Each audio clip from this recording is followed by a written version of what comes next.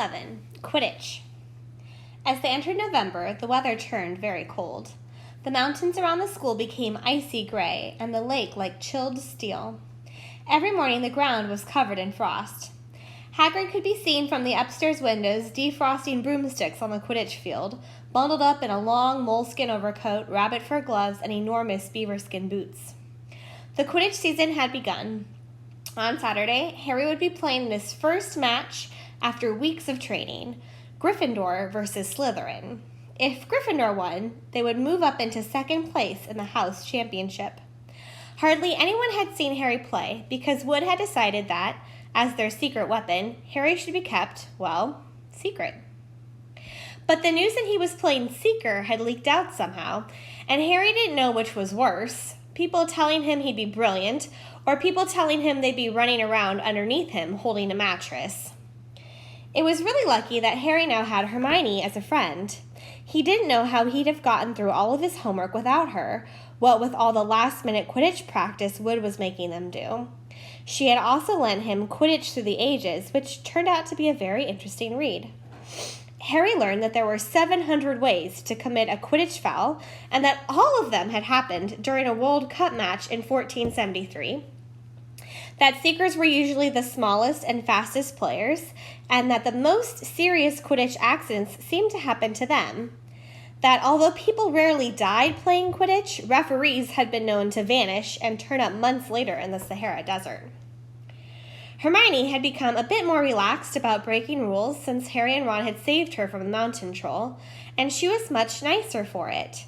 The day before Harry's first Quidditch match, the three of them were out in the freezing courtyard during break, and she had conjured them up a bright blue fire that could be carried around in a jam jar.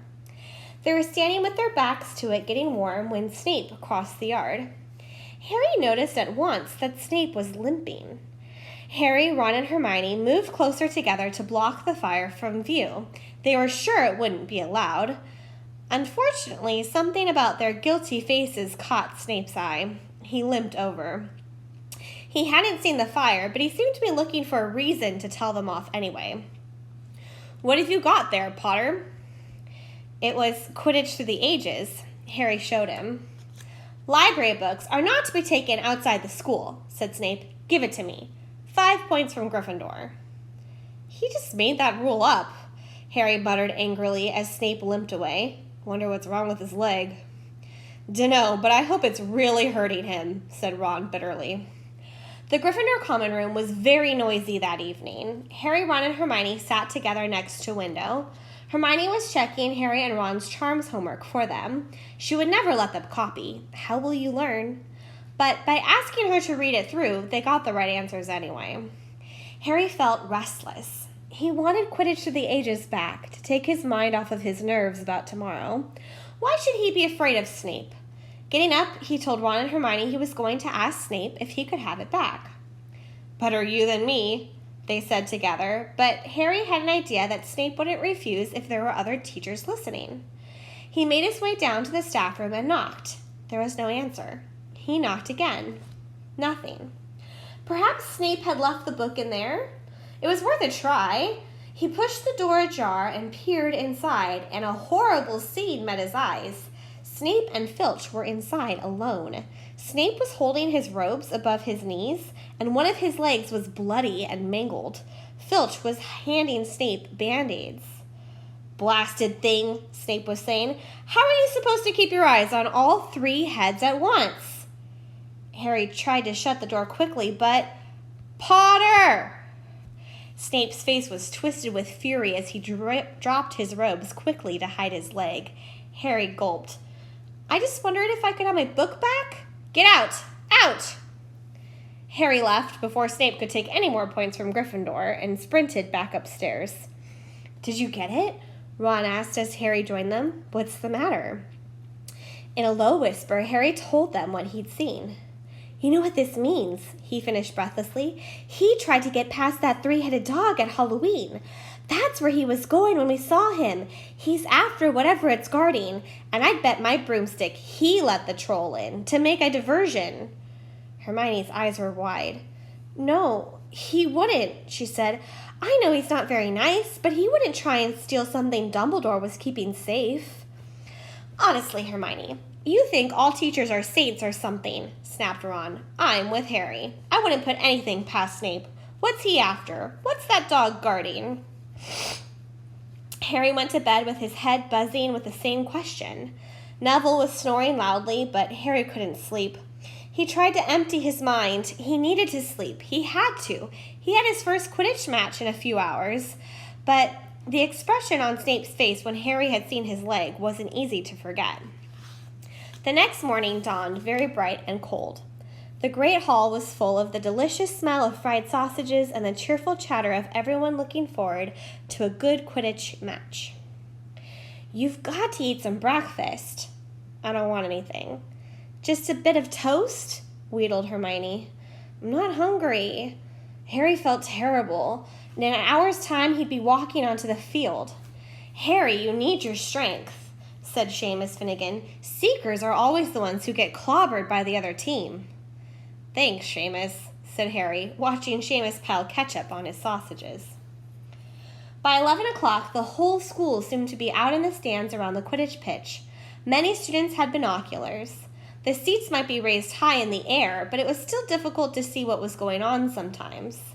Harry and Hermione joined Neville, Seamus, and Dean, the West Ham fan, up in the top row. As a surprise for Harry, they had painted a large banner on one of the sheets Scabbers had ruined. It said, Potter for President, and Dean, who was good at drawing, had done a large Gryffindor lion underneath. Then Hermione had performed a tricky little charm so that the paint flashed different colors. Meanwhile, in the locker room, Harry and the rest of the team were changing into their scarlet Quidditch robes. Slytherin would be playing in green. Wood cleared his throat for silence. Okay, men, he said. And women, said Chaser Angelina Johnson. And women, Wood agreed. This is it. The big one, said Fred Weasley. The one we've all been waiting for, said George. We know Oliver's speech by heart, Fred told Harry. We were on the team last year. Shut up, you two, said Wood. This is the best team Gryffindor's had in years. We're going to win. I know it. He glared at all of them as if to say, or else. Right, it's time. Good luck, all of you. Harry followed Fred and George out of the locker room and, hoping his knees weren't going to give way, walked onto the field to loud cheers. Madame Hooch was refereeing. She stood in the middle of the field waiting for the two teams, her broom in her hand. Now, I want a nice, fair game. All of you, she said, once they were gathered around her. Harry noticed that she seemed to be speaking particularly to the Slytherin captain, Marcus Flint, a sixth year. Harry thought Flint looked as if he had some troll blood in him. Out of the corner of his eye, he saw the fluttering banner high above, flashing Potter for President over the crowd. His heart skipped. He felt braver. Mount your brooms, please. Harry clambered on to his Nimbus 2000. Madame Hooch gave a loud blast on her silver whistle. 15 brooms rose high, high into the air. They were off. And the quaffle is taken immediately by Angelina Johnson of Gryffindor. What an excellent chaser that girl is. Rather attractive, too. Jordan. Sorry, Professor. The Weasley twins' friend, Lee Jordan, was doing the commentary for the match, closely watched by Professor McGonagall. And she's really belting along up there. Neat pass to Lisa Spinnet, the good find of Oliver Woods, last year only a reserve. Back to Johnson and... No, the Slytherins have taken the quaffle. Slytherin Captain Marcus Flint gains the quaffle and off he goes. Flint flying like an eagle up there. He's going to score. No, stopped by an excellent move by our Gryffindor keeper Wood, and the Gryffindors take the quaffle. That's Chaser Katie Bell of Gryffindor there. Nice dive around Flint, up the field, and ouch, that must have hurt. Hit in the back of the head by a bludger. Quaffle taken by the Slytherins. That's Adrian Pusey speeding off toward the goalposts, but he's blocked by a second bludger sent his way by Fred or George Weasley. Can't tell which. Nice play by the Gryffindor beater anyway, and Johnson's back in possession of the quaffle. A clear field ahead, and off she goes. She's really flying, dodges a speeding bludger, and the goalposts are ahead. Come on now, Angelina. Keeper Belchy dives, misses. Gryffindors score. Gryffindor cheers filled the cold air with howls and moans from the Slytherins. Budge up there, move along. Hagrid! Ron and Hermione squeezed together to give Hagrid enough space to join them. "Been watching from me hut," said Hagrid, patting a large pair of binoculars around his neck. "But it isn't the same as being in the crowd. No sign of the snitch yet, eh?" "Nope," said Ron. "Harry hasn't had much to do yet." "Keep out of trouble, that's something," said Hagrid, raising his binoculars and peering skyward at the speck that was Harry. Way above them, Harry was gliding over the game, squinting about for some sign of the snitch. This was part of his and Wood's game plan. "Keep out of the way until you catch sight of the snitch," Wood had said. "We don't want you attacked before you have to be." When Angelina had scored, Harry had done a couple loop-de-loops to let go of his feelings. Now he was back to staring around for the snitch. Once he caught sight of a flash of gold, but it was just a reflection from one of the Weasleys' watches. And once a bludger decided to come pelting his way, more like a cannonball than anything else, but Harry dodged it and Fred Weasley came chasing after it. "All right there, Harry," he had time to yell as he beat the bludger furiously towards Marcus Filch. "Slytherin in possession," Lee Jordan was saying. "Chaser Pusey ducks 2 bludgers, 2 Weasleys, and Chaser Bell, and speeds towards the—" Wait a moment, was that the snitch? A murmur ran through the crowd as Adrian Pusey dropped the quaffle, too busy looking over his shoulder at the flash of gold that had passed his left ear. Harry saw it. In a great rush of excitement, he dived downward toward the streak of gold. Slytherin seeker Terrence Higgs had seen it too. Neck and neck, they hurtled toward the switch. All of the chasers seemed to have forgotten what they were supposed to be doing, and they hung in midair to watch. Harry was faster than Higgs. He could see the little round ball, wings fluttering, darting up ahead. He put on an extra spurt of speed, and wham! A roar of rage echoed from the Gryffindors below. Marcus Flint had blocked Harry on purpose, and Harry's broom spun off course, Harry holding on for dear life. "Foul!" screamed the Gryffindors. Madame Hooch spoke angrily to Flint and then ordered a free shot at the goalposts for Gryffindor. But in all of the confusion, of course, the golden snitch had disappeared from sight again. Down in the stands, Dean Thomas was yelling, "Send him off, Red! Red card! Red card!" "What are you talking about, Dean?" said Ron. "Red card," said Dean furiously. "In soccer, you get shown the red card and you're out of the game." "But this isn't soccer, Dean," Ron reminded him. Hagrid, however, was on Dean's side. "They ought to change the rules. Flint could have knocked Harry out of the air." Lee Jordan was finding it difficult not to take sides. "So after that obvious and disgusting bit of cheating—" "Jordan," growled Professor McGonagall. "I mean, after that open and revolting foul—" "Jordan, I'm warning you." All right. Flint nearly kills the Gryffindor seeker, which could happen to anyone, I'm sure. So a penalty to Gryffindor taken by Spinnet, who puts it away no trouble, and we continue to play. Gryffindor still in possession. It was as Harry dodged another bludger, which went spinning dangerously past his head, that it happened. His broom gave a sudden, frightening lurch. For a split second, he thought he was going to fall. He gripped the broom tightly with both his hands and knees. He'd never felt anything like that. It happened again. It was as though the broom was trying to buck him off, but Nimbus 2000s did not suddenly decide to buck their riders off. Harry tried to turn back toward the Gryffindor goalposts. He had half a mind to ask Wood to call a timeout, but then he realized that his broom was completely out of his control. He couldn't turn it. He couldn't direct it at all. It was zigzagging through the air, and everyone now was making violent swishing movements that almost unseated him. Lee was still commentating. Slytherin in position, Flint with the quaffle, passes Spinnet, passes Bell, hit hard in the face by a bludger, hope it broke his nose. Only joking, Professor. Slytherin score. Oh no. The Slytherins were cheering. No one seemed to have noticed that Harry's broom was behaving strangely. It was carrying him slowly higher away from the game, jerking and twitching as it went. "Dunno what Harry thinks he's doing," Hagrid bumbled. He stared through his binoculars. "If I didn't know better, I'd say he lost control of his broom. But he can't have." Suddenly, people were pointing up at Harry from all over the stands. His broom had started to roll over and over, with him only just managing to hold on. Then the whole crowd gasped. Harry's broom had given a wild jerk, and Harry swung off of it. He was now dangling from it, holding on with only one hand. Did something happen to it when Flint blocked him? Seamus whispered. Can't have, Hagrid said, his voice shaken. Can't nothing interfere with a broomstick except powerful dark magic. No kid could do that to a Nimbus 2000.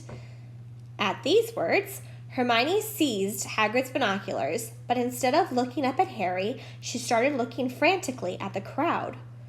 What are you doing? Moaned Ron, grave-faced.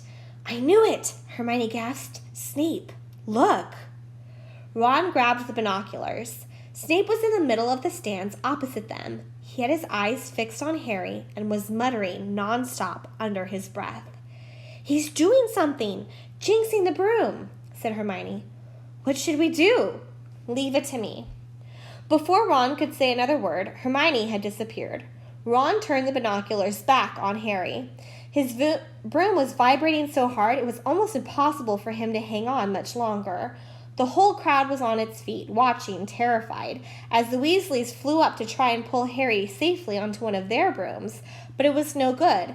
Every time they got near him, the broom would jump higher still. They dropped lower and circled beneath him, obviously hoping to catch him if he fell. Marcus Flint seized the quaffle and scored 5 times without anyone noticing. Come on, Hermione, Ron muttered desperately. Hermione had fought her way across the stand where Snape stood and was now racing along the row behind him. She didn't even stop to say sorry as she knocked Professor Quirrell headfirst into the row in front.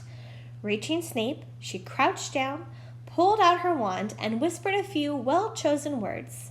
Bright blue flames shot from her wand onto the hem of Snape's robes.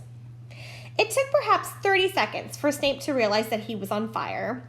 A sudden yelp told her she had done her job. Scooping the fire off him into a little jar in her pocket, she scrambled back along the row. Snape would never know what had happened. It was enough. Up in the air, Harry was suddenly able to clamber back onto his broom. Neville, you can look, Ron said. Neville had been sobbing into Hagrid's jacket for the last 5 minutes.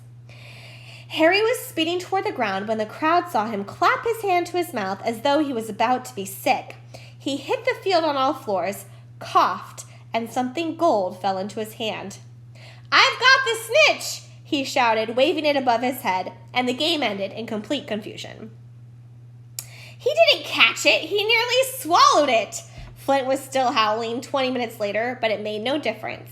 Harry hadn't broken any rules, and Lee Jordan was still happily shouting the results.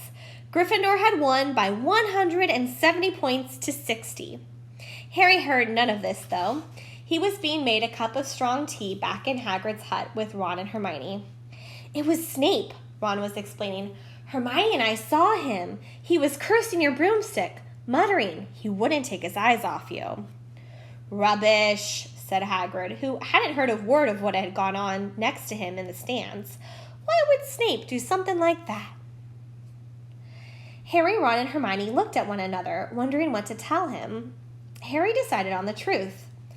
I found out something about him, he told Hagrid. He tried to get past that 3-headed dog on Halloween. It bit him. We think he was trying to steal whatever it's guarding. Hagrid dropped the teapot. How do you know about Fluffy? He said. Fluffy? Yeah, he's mine. Bought him off a Greek chappie I met in a pub last year. I lent him to Dumbledore to guard the... Yes, said Harry eagerly. Now, don't ask me any more, said Hagrid gruffly. That's top secret, that is. But Snape's trying to steal it. Rubbish, said Hagrid again. Snape's a Hogwarts teacher. He'd do nothing of the sort. So then why did he just try and kill Harry? Cried Hermione. The afternoon's events certainly seemed to have changed her mind about Snape. I know a jinx when I see one, Hagrid. I've read all about them. You've got to keep eye contact, and Snape wasn't blinking at all. I saw him. I'm telling you, you're wrong, said Hagrid hotly. I don't know why Harry's broom acted like that, but Snape wouldn't try and kill a student. Now listen to me, all 3 of you. You're meddling in things that don't concern you. It's dangerous. You forget that dog, and you forget what it's guarding. That's between Professor Dumbledore and Nicholas Flamel. Aha, said Harry. So there's someone called Nicholas Flamel involved, is there? Hagrid looked furious with himself.